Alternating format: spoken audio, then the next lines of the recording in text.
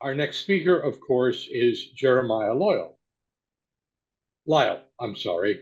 My apologies, sir. Jeremyha has been a Toastmaster, a director for the District 12, not once, but twice.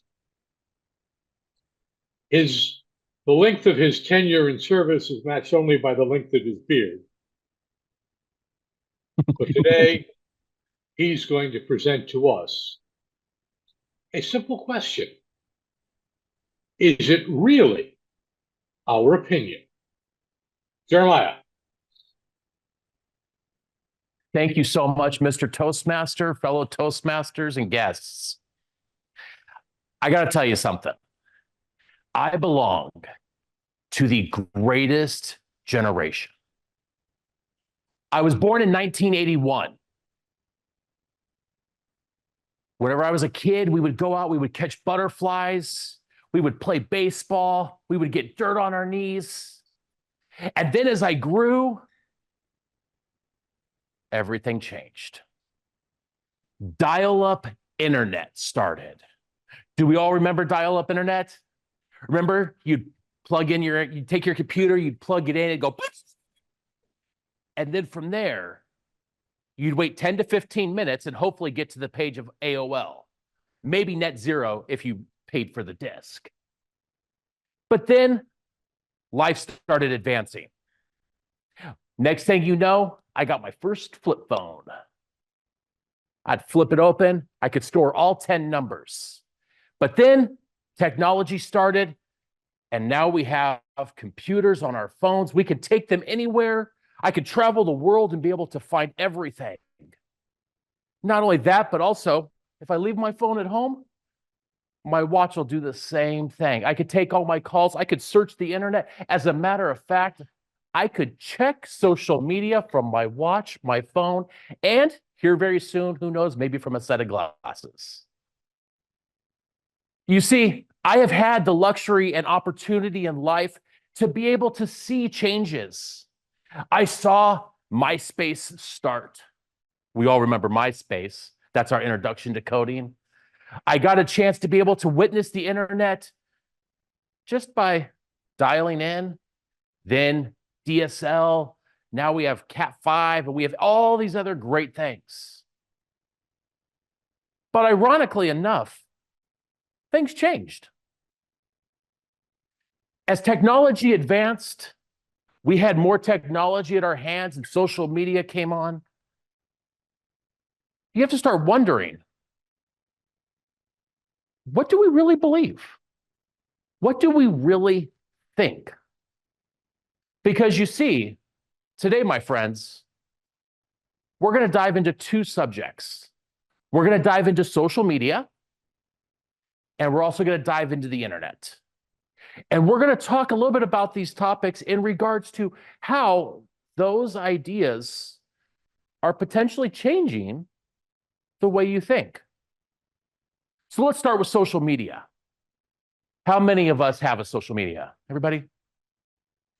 Okay, I love social media. I love Facebook. Every year I get a video that shows up on my feed, and it's a video of my high school wrestling coach getting beat up in UFC. And I send it to all the guys on the varsity team, and we still make fun of them. It's a great video. It's Paul Herrera. If you haven't seen it, it's in UFC Ultimate Knockouts #1. I highly suggest it, okay? He's the guy that got beat up by Big Daddy Goodrich. Go look it up. But I share it to my friends. But the interesting thing is, though, as soon as I share that, I get another UFC video and another UFC video. And all of a sudden, that's all my feed is. And I start wondering why. Or I talk to my good friend Suzanne over here, and we're talking about something very cool. And next thing I know, I happen to pull up my phone, and wouldn't you know, it's like Mark Zuckerberg standing right next to me, because that's all I see on my Facebook. You see, as you're doing social media, there was a documentary that came out, Social Dilemma. And that's what kind of prompted this whole speech. And it's a great documentary that actually talks about some of the things that social media does. And the first thing we're going to talk about is we're going to talk about echo chambers. Echo chambers, in case you're wondering, that is actually where whenever you see content, it starts to only give you that content. And you see more and more of that exact content. So what happens is if I start watching something political or I start watching something that I want to find out about, the next thing I know is I see that more and more. And I start thinking, that's what everybody else is thinking. My friends list will all of a sudden change on Instagram. It'll go from maybe people before to a new group of people that start having the same mindsets, the same thought processes. There was actually a survey done from Tobias and Blank, and it says that most people do consume news from various sources, while around 8% consume media with low diversity. Similarly, in 2022, it showed that in Twitter, that behavior resembles that of an echo chamber. You see, what happens is a small group of users begin to share populist politician followers mostly, thus creating a homogeneous online space. So what that's saying is that group of people start sharing the same post, and it starts sharing and compounding. And that becomes a space for that group. So then your inner circle becomes of the same mindset. Do we know anybody like that? Does anybody? I know I do. I call them flatlanders. Anybody know what like flat earthers are? Flat earthers are the ones that think that the world's flat and you're just going to fall off the side. Clearly, they never bought a globe. But needless to say, there's a group of people that strongly believe that. The next one is online bullying, online harassment and cyberbullying. You see, it's really easy to be a bully whenever you're behind a computer screen, right? Whenever I was a kid, it was a little bit harder because you had to go say it to their face. But what you will find is from the Anti-Defamation League, over the past year, online hate and harassment rose sharply for adults and teenagers 13 to 17. Among adults, 52% reported being harassed online in their lifetime, which is the highest number that's been seen in over 4 years, up from 40%. Both adults and teens also reported being harassed within the past 12 months, up from 23% in 2022 to 33% in 2023 for adults. And for adults, it's 36 to 51%. Overall, reports of each type of hate and harassment increased for nearly every measure within almost every demographic group.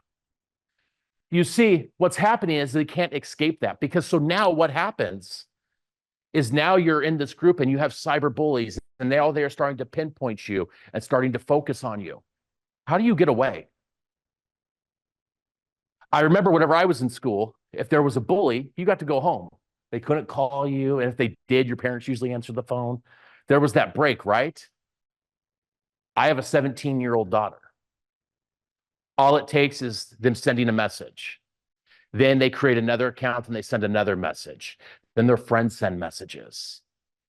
And not only do they have it at school, but now they start getting it at home too. So you see, they never get a chance to be able to get away. So what does that do? That starts creating dissension, hatred a little bit of fear. Starts changing the way they act, the way they think. And lastly, with social media, we're going to talk about misinformation. Misinformation is literally just a click away. And I found this story that I wanted to share with you. It was actually in August 20th of 2022. There was a video that came out on TikTok. TikTok, for those of you, is something my daughter would be able to explain way better than me. But a TikTok video posted that Disney World was actually going to lower the drinking age to 18. And they were currently in court with the state of Florida to get it legally lowered for Disney World only. Sounds crazy, right? That actually became a news article. It ended up going viral online. The news actually reported it as though it was actually happening. People started sharing it. People started going to Disney World to start drinking at 18. All because somebody created one video. You see, just like that, that misinformation was able to be shared and spread.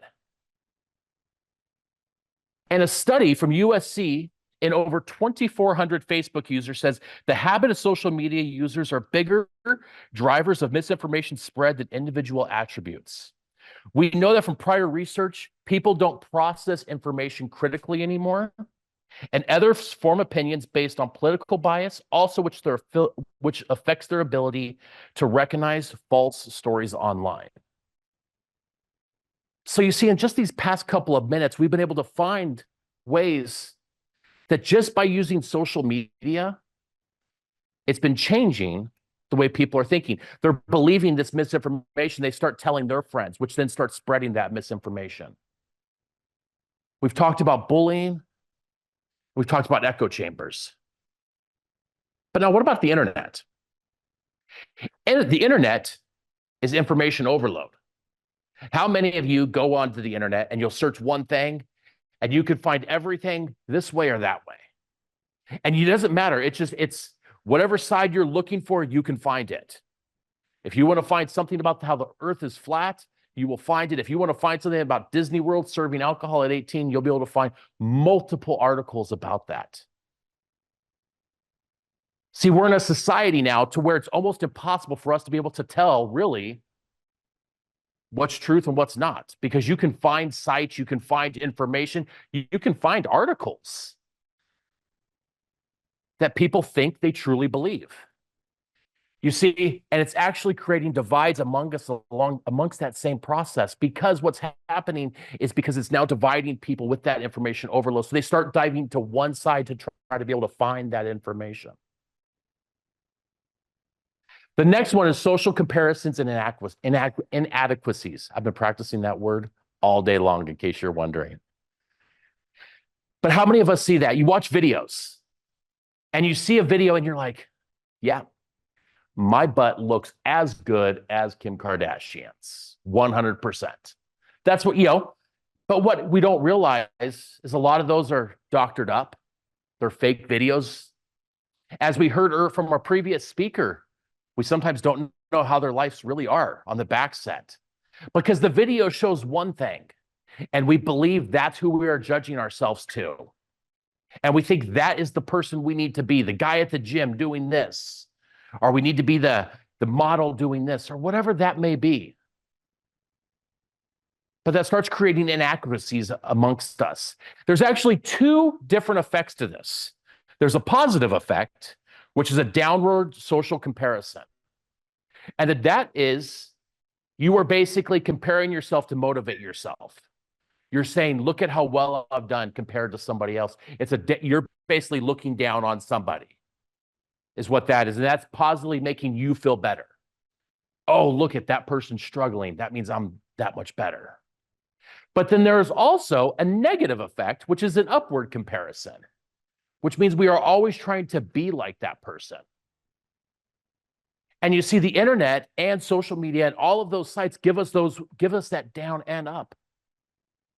And at times, we don't know really what's truth or what's fake. And it becomes so hard because there's so much content to be able to flow through. How do we discern what is the right information? And lastly, is a digital divide. See, as a society, especially out here, we don't realize sometimes that not everybody has the same access. COVID created a pretty heavy digital divide. It started giving a lot of opportunities for those that had access to computers and internets to those that didn't. I'm going to read you a study from the National Center of Education Statistics. And it says that students who did not have access to internet or only had dial-up in their homes were broken down as follows. 27% were American Indian, 19% were Black, 17% were Hispanic, 12% were Pacific Islanders, 7% were two or more races, 7% were whites, and 3% were Asians. So those are people that did not have access to items. So what happens is they don't have the opportunity to be able to still have the same resources we have. And thanks to online uses, we start creating a digital divide of those of the haves and have-nots. And in that, what you find is you start finding low performance, competitive edge, convenience in learning, and difference learning experiences. You see, those that don't have those opportunities started realizing that they weren't getting that. They weren't getting the same opportunities as others. You see, as a society, I really rely on the internet. As somebody that works from home all the time, I'm always on the internet doing something, usually work stuff. But if somebody doesn't have that same access, they're not able to have the same opportunities as me. So it creates that divide. So you see, today we've talked about 6 different things that really kind of start augmenting how we believe, how we think. So if you start thinking about that, the next time you get ready to post, the next time you're talking to somebody or you say, hey, did you see this article? Ask yourself, is that really what you believe? Or is it you're being led to believe that? Because somebody's only guiding your mindset that way. Mr. Toastmaster.